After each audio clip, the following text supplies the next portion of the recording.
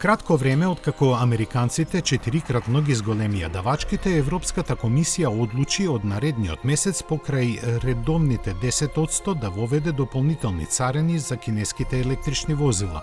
Со повисоки давачки ќе се соочат сите производители на возила кои извезуваат во Европа, но сумата што ќе треба да ја платат ќе биде различна.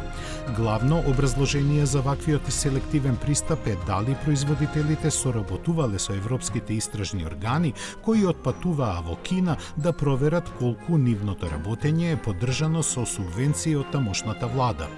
Така, на државниот САИК, кој е собственик на MG, ќе му бидат наплатувани уште 38,1% давачки за неговите електрични возила.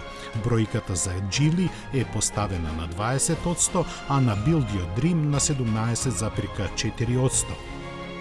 Генерално, дополнетата стапка на царинско остварување изнесува 21% за компаниите што соработувале, меѓу кои се сметаат западните фирми кои произведуваат таму. Екстра царините засега како привремени ќе се применуваат од 4 јули, а истрагата за субвенционирањето ќе продолжи до 2 ноември, од кога тие ќе станат дефинитивни. Ваквите давачки вообичаено се воведуваат на период од 5 години. Во последните 12 месеци, вклучително со април, во Европската Унија од Кина се увезени 440.000 електрични возила во вредност 109 милиарди евра.